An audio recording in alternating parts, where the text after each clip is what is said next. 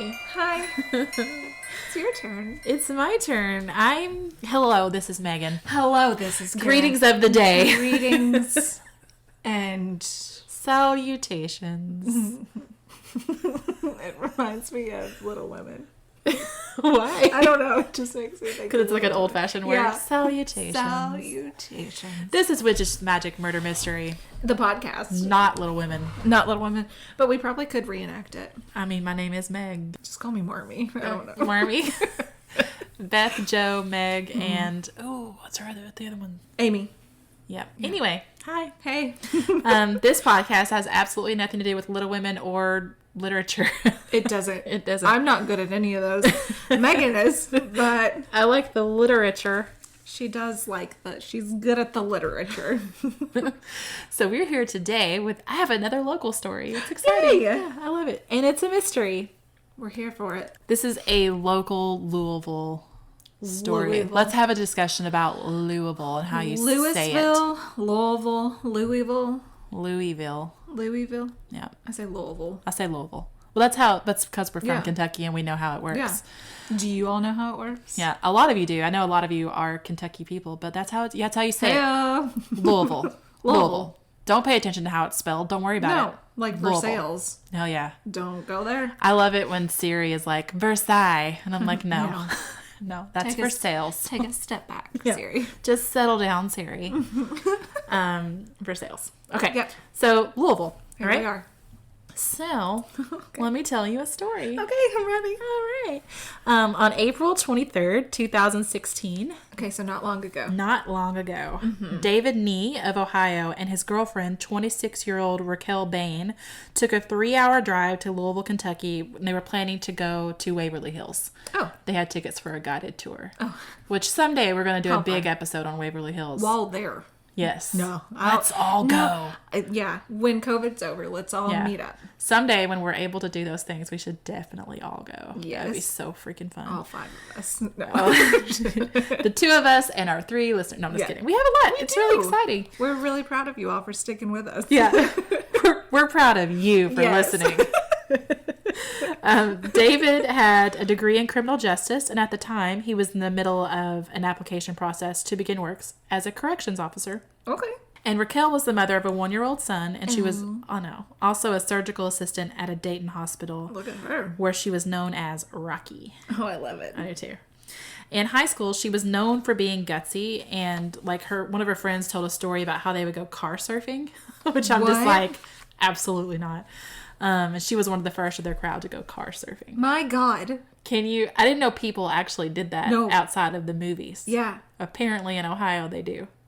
Y'all are getting weird. Y'all go car surfing. Which has to be what it sounds like, right? I'm assuming so. If you've been car surfing and you have pictures or it didn't happen, you need to DM us. Oh my God, taking pictures of somebody while they're car surfing. They called her fearless, which clearly Obviously had to have been. she was. She was also known for her artistic pursuits of music, poetry, and art. Yeah. I love Rocky. And she was a really warm person. They said she was known for inviting any outcast to join their group of popular unpopulars. Oh. I know. So she and David had known each other for 6 months, and they'd been dating for about a month. He said that he loved her sense of adventure. And so when she had the idea to go to Louisville for this paranormal thing, he was like, yeah, okay. Yeah, sure. So you kind of get this sense of like who she was. She's Right. this like really exciting, Outgoing. fun, warm person. Fun to be around. Do it all. Yeah. I have never met anyone with so much fire, he said about her. She was a bird who couldn't be caged. If you're a bird, I'm a bird. Yeah. On their drive down, Raquel suggested a detour she had discovered on the internet. Oh, man. So, She's been Googling. Here's what she discovered. In Louisville, Kentucky, there's a trestle bridge on the Norfolk Southern Railway, which passes over Pope Leak Creek. As my papa would say, the creek. Y'all been playing in that creek lately, haven't you? So it is said to be the home of one of the most dangerous mythical creatures in America, the Pope Lick Monster. Okay. And it's sometimes called Louisville's Goatman or Sheepman. Oh. So if you hear me call it's the devil. It's just a really horrible creature. I'm going to refer to it as any 3 of those names. I'm always talking about the same thing. According to a short film from the 80s called The Legend of the Pope Lick Monster, The Poplick monster has been around for at least 3 generations, but we're not entirely sure where it came from. So there's lots of explanations for what it is exactly.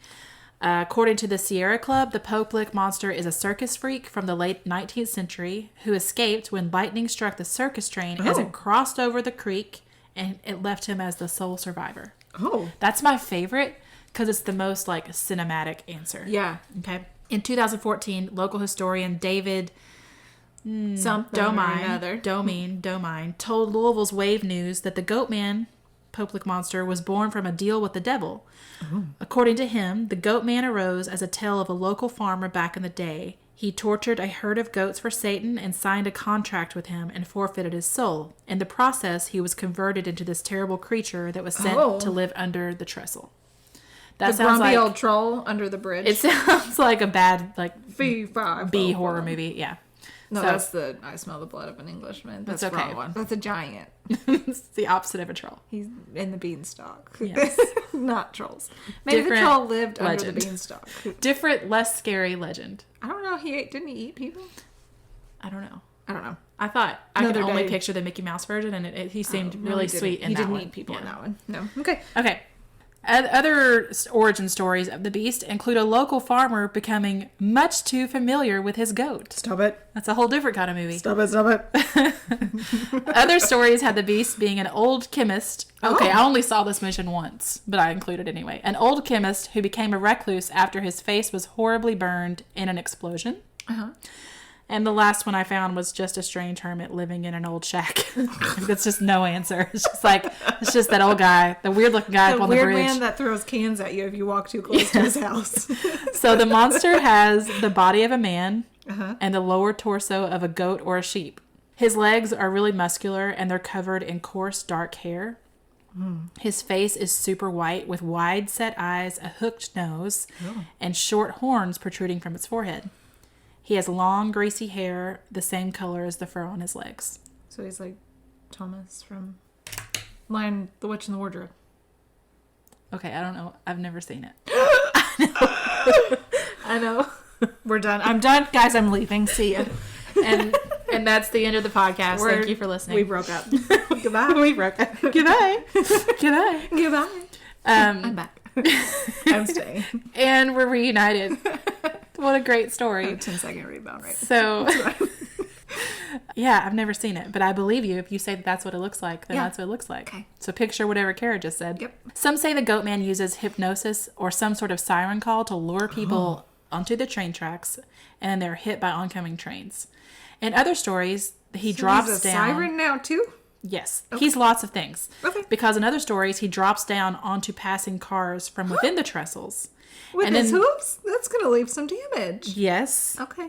There's also talk that he can mimic familiar voices to lure people up to the tracks. And if all else fails, he kills victims with a rusty bloodstained axe. Huh? It's like... Because the devil gave it to him? Let's just pour... Well, that depends on which origin story you believe. Yeah, that's true. But let's just... How many legends can we combine into one? Let's just make it into one legend. Okay. Right. David and Raquel headed to the trestle. They took their detour, and they went to search for the infamous Poplick monster. Okay. When I saw that bridge, the thing looked so rickety, David said, I thought it was out of service. When viewed from a distance, the skinny and rusted trestle certainly looks like it couldn't possibly still be in use. It was built in the late 1800s, and it rises 90 feet above Poplick. It spans a distance of 772 feet, and much of this is covered by fields, brush, and small trees. The trestle has no railings and no places to hide from oncoming trains. No, this all sounds terrible. I don't like heights. Photos taken at the top show the gleaming rail stretching off into the distance with only a few feet of black-brown railroad ties on each side. Then there's only space and an abrupt 9-story drop. Ugh. Yeah, I don't like heights either. No. The couple spotted the large no trespassing signs and a fence topped with barbed wire, but there was a discernible path easily bypassing it and leading up a rock and dirt path to the top of the trestle. So they got up there, and by the time they spotted the oncoming train bearing down the railroad trestle at over 30 miles an hour, they had nowhere to go. Yeah. They hadn't heard it coming, and now it was about 40 feet away from them and quickly closing the gap. David was... David. You, David. He was a 6'1" martial arts instructor who regularly lifts weights, and he shifted right into survival mode. So he immediately jumped over the side, grabbed the metal edge of the trestle with both arms and one leg, and left his other leg dangling. And then he just held on for dear life because as the train is going by, everything's vibrating. And apparently the train came so close to him that it left a mark on his arm. I didn't think I would die, he said. I thought I was going to get out of the way, and I was hoping she would be okay. But she wasn't. The train struck Raquel and knocked her 80 feet to the ground. Oh, my God. Yeah. Fire officials found her body in a grassy field shortly before sunset. She was pronounced dead at the scene, and with the coroner citing blunt trauma from the train strike and the fall. Oh. Her death, the coroner said, is the first to be explicitly tied to the Goatman legend, although there are others, and I'll tell you about those in a bit. But I think what they mean is this is the first one that where we know they went there for this reason. For this particular reason. Later, David would say, "It sounds so stupid. What are you doing up on a train track? But we are not stupid people." And that's at the point that I was researching this, and I was just like, yeah. I'm not a stupid person. Yeah. But I could totally see myself being like, I don't know if I would have done this. I want to go investigate this. Yeah. I don't think I would have done this because I'm too afraid of heights. You're not anticipating a giant-ass train coming towards you.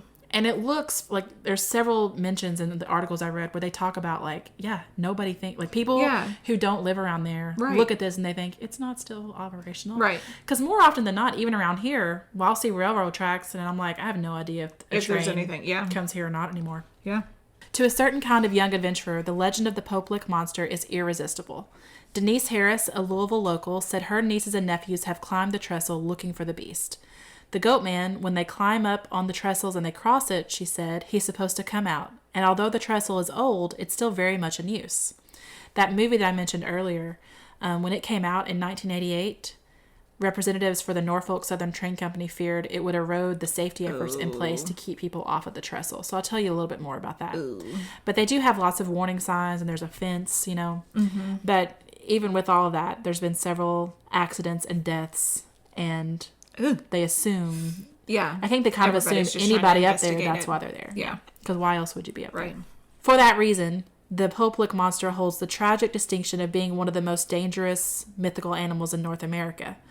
While we can't agree on the creature's origins or methods, here's what we do know. A lot of people have jumped the fence in order to try and spot the creature, and they end up hurt or dying on or under the bridge while doing so. Oh, man. Those railroad tracks are still in use, so people will be struck by oncoming trains or they fall off the bridge while climbing the trestles.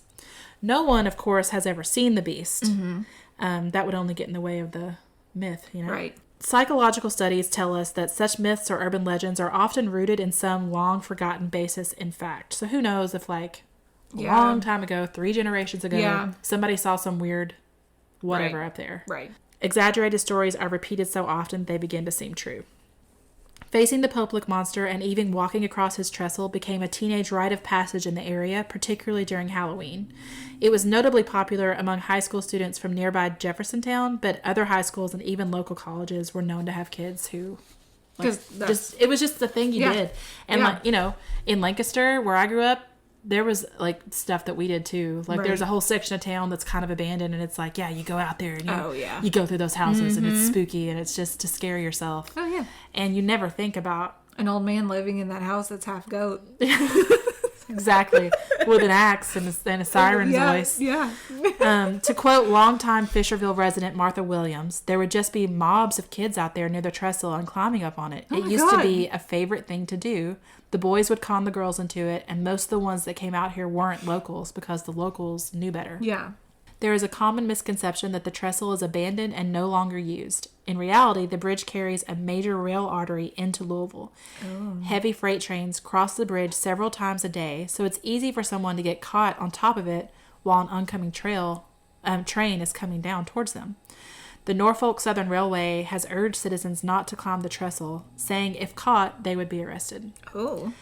The trestle has been home to tragedy more than once. In February 1987, Jack Charles Baum II, that's a very important name. Yes. A 17-year-old Spalding University student was struck and killed by a train while walking on the trestle. In May of 1987, 19-year-old David Wayne Bryant died of injuries suffered a year earlier when he jumped from the trestle to avoid getting hit by a train. In November 2000, Nicholas Jewell of Mount Washington, he was 19, he died after falling from the trestle. My gosh. 4 friends who were with him told police that he had attempted to cross the trestle and was about halfway across when a freight train approached. Oh. I just can't imagine the terror. No. Police said that Jewel had moved to the side and attempted to hold on to a railroad tie, but the train's vibration eventually shook him off. Oh my gosh. I just can't. No. So I told you about that movie, The Legend of the Poplick Monster. Yeah. It was shot at the trestle by Louisville native and independent film producer Ron. Why do I every time You get the Schildknecht. because you do Schildknecht.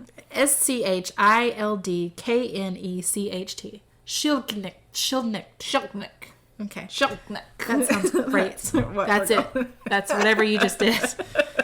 The movie, which quickly drew anger from parents and railroad officials because they thought it would draw more teenagers to the site. Of course, it just makes it more popular. In the movie, there was a kid caught on the trestle and hung from a railroad tie to survive, which they said is a physical impossibility. Mm-hmm.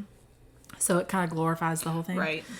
Because railroad officials were worried that the film would add to the death toll, the Norfolk Southern Railroad issued a statement read at the movie's premiere warning both of the trestle's danger and that anyone caught on it would be prosecuted.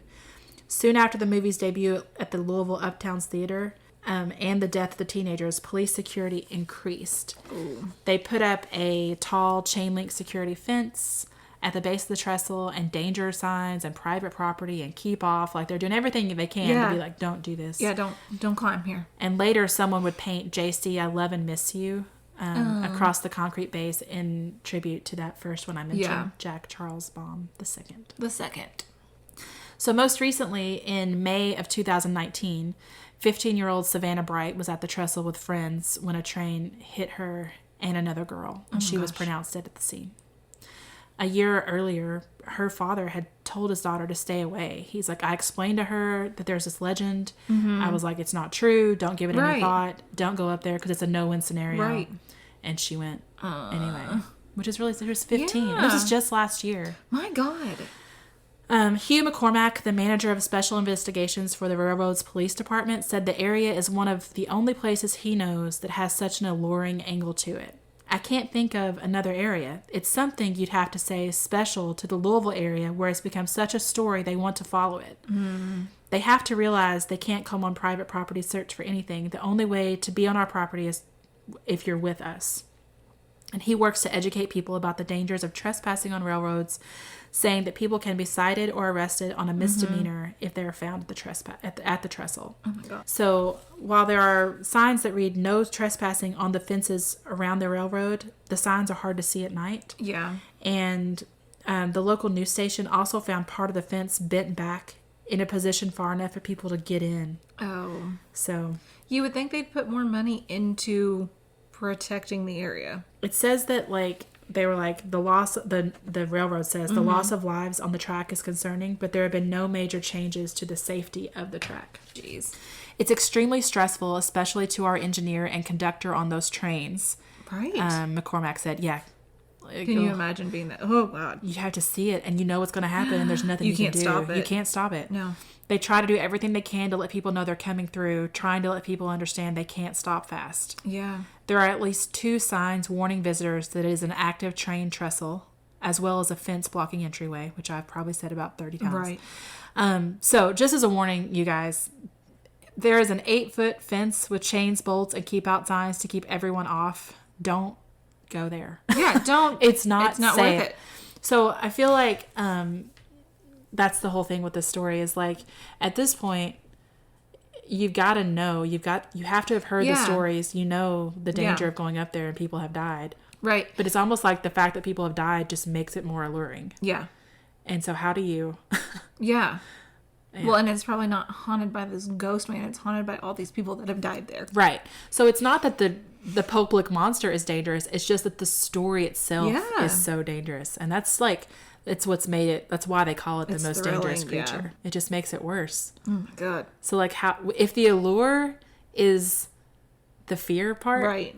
That only adds to the fear part. So it just makes it more. And people are like, "Oh, I can defeat this. Oh, I can." Or I've been there. Or I know somebody who's been there. And for it, especially to be something that's been around for 3 generations, it's almost like my dad went there and his dad went there. Yeah. And, Papa says this about it. Yeah. Oh, so that's the story of the Poplick monster. Don't listen to his siren voice. Don't be lured up there, you guys. Don't. He's not calling to you. He is not. That's a train. That's a train whistle that you hear. Yeah. Yeah, it's terrifying. Oh my God. So, you're welcome. Thanks, Public Monster. Yeah. Woo! All right, guys. Thanks for listening. Yeah, thanks so much. This week and every week. That was a short and sweet little tale we had for you. Yeah, we're just trying to recover from poor Sylvia. We're still upset from 2 weeks ago. I'm bringing it back my next episode. It's fine. Okay, yeah. Kara's got a real awful story for you coming up. It's fine. Okay, thanks for listening. Yeah. Share us with your friends. Yeah. Look us up on Instagram. Give us great reviews. Give us the best reviews. Because you love us. So. You can find us at Witches Magic Murder Mystery on Instagram. On Instagram, yeah. And if you have your own local stories from Kentucky or otherwise, you can email. Please email us, witchesmagicmurdermystery@gmail.com. Perfect. Or Okay. DM us. It's fine. Do whatever you want. Do whatever. We'll talk to you later. Goodbye. Goodbye. Goodbye.